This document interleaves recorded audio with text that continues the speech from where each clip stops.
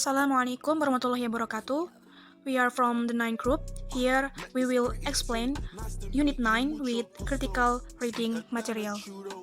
Nowadays, we must be more selective and critical in choosing and sorting out all information.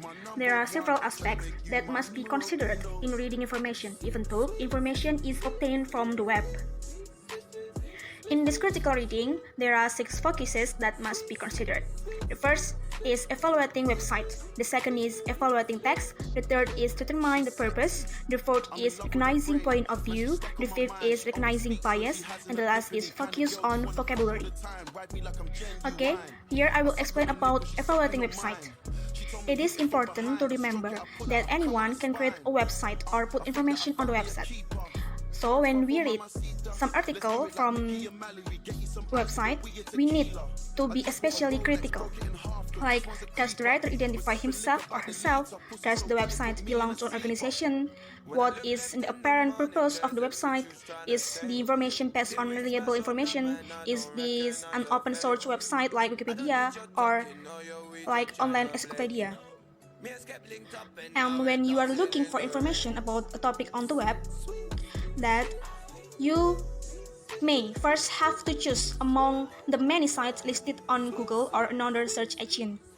You can tell a lot about a site just from its web address, also known as the URL or Uniform Resource Locator, and we can look for the following clues here. In here we have 4 clues. The first clue is the name or an abbreviation for an organization that you have heard of. The second clue is any indication that it might belong to an organization. The third clue is a person's name, personal information, or the word blog, all of which might indicate that it is a weblog or journal created by an individual who wants to express opinions and share experiences with others on the web. And the last clue is where the site appears on the list of search results. The sites at the beginning of the list are those that have been linked most by other websites.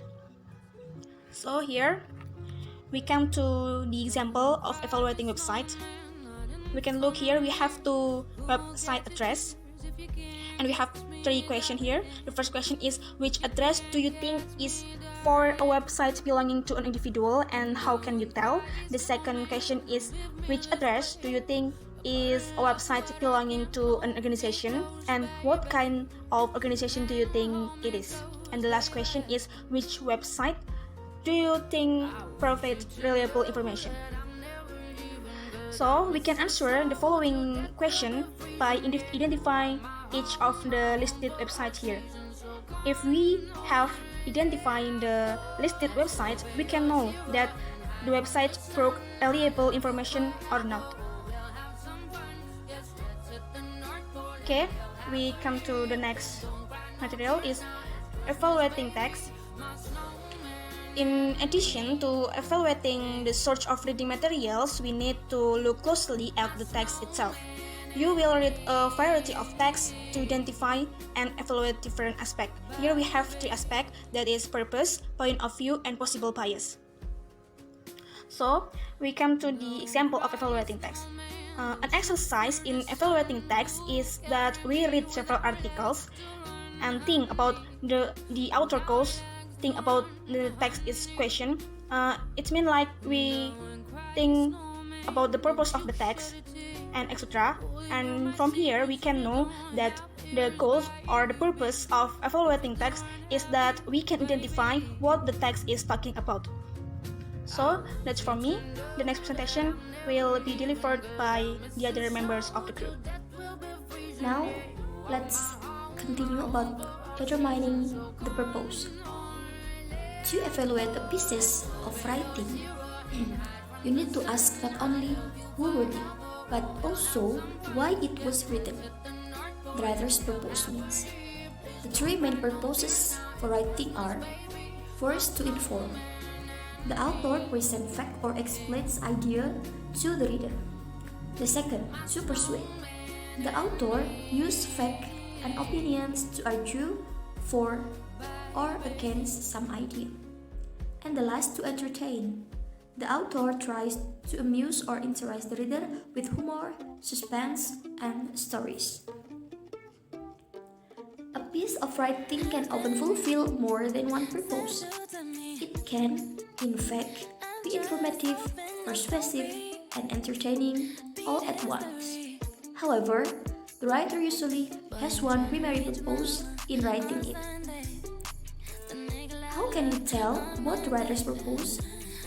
The first, you can look at information in the passage. Does it contain a lot of facts? If it does, the purpose may be to inform or to persuade. If no, or if it doesn't, so maybe the purpose is to entertain. Next, look at the language in the passage. If it's natural and objective, the purpose is probably simple to inform the reader. The next, if it includes terms that are strongly positive, negative, or emotional, the purpose is probably to persuade the reader. And the last, if it includes situations or descriptions that are funny, surprising, or intriguing, the writer probably wants to entertain the reader. Okay, here there's example and exercise. Read the newspaper article, think about the writer's purpose, and underline the fact. Then answer this question below. Okay, this text is about email addiction. You can read it by yourself.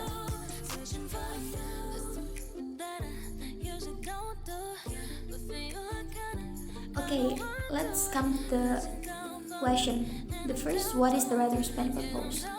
Because we know that this text is talk about email addiction and it has a lot of fact, so we can make a summarize that this text, this purpose of this text is to inform the reader. Next question is, how can you tell? How can you tell? You can say some important point from this text. Next is recognizing point of view. Every writer has a point of view or way of thinking about the topic or the writing which has developed out of their particular experiences and background. When you read critically, you need to identify the reader's point of view and consider how it affects the fact or arguments that are presented. You can identify the point of view by looking at the main idea or thesis of the passage, and then examining and kind of support that the writer gives for it. Okay, let's continue to example and exercise. Read the following passage and ask yourself what is the writer's point of view about the topic. Here there is a short passage about children and television. Maybe this topic is very familiar for us. Okay. The question, what is the writer's point of view about the topic? The answer is the writer thinks television is bad for children because at the text, the writer show about the reason why television is bad for children. Second, how can you tell? She or he uses words like cannot be beneficial or negatively affected, and lists a list of negative things connected to watching television. It means that the writer is use word cannot be beneficial, negatively affected, and it is connected to watching television. So we can from that word we can know that watching television too long is bad for us. Do you agree with the writer, or why or why not? In my opinion, I agree with that statement because I think that if children spend their much time for television, they will lose their time to study. So I will explain about recognizing bias. Bias is similar to point of view, but taken a step further. A biased writer expresses one set opinion or prejudice about a person, group, or idea. He or she chooses words that can influence the reader's feeling about the person, group, or idea. Biased writing might include some of these characteristics. For the first, it presents only one side of an argument. The second, it includes only facts or examples that support the writer's opinion. And then, it uses language intended to influence the reader's emotion, like fear, anger, pity, and outrage. And the last, it ridicules other opinions or views. Bias may be present in many different kinds of writing, including news reporting, political commentary, and even in textbook. It might involve political or religious opinion, racial or national groups, or other groups, people, or ideas.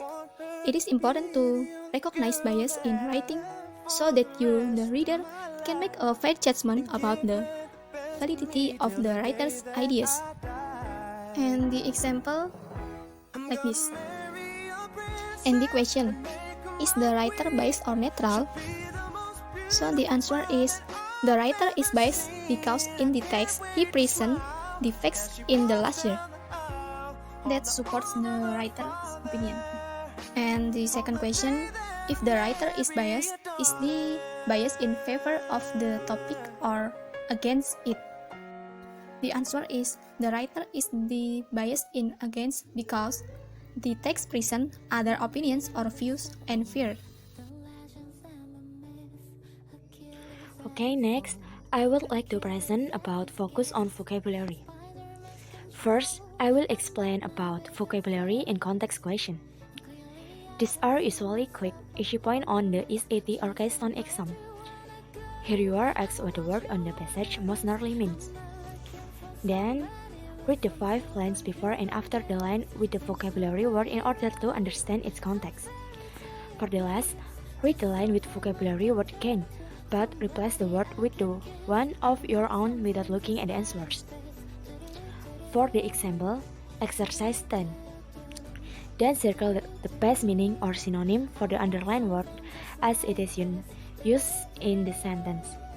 I will to check number 6 and 7 for the example. Currently, it raises an interesting boundary issue. The best meaning or synonym issue, it is option A, problem. For the number 7, employees must submit to random tests that detect if someone has smoked. The best meaning or synonym submit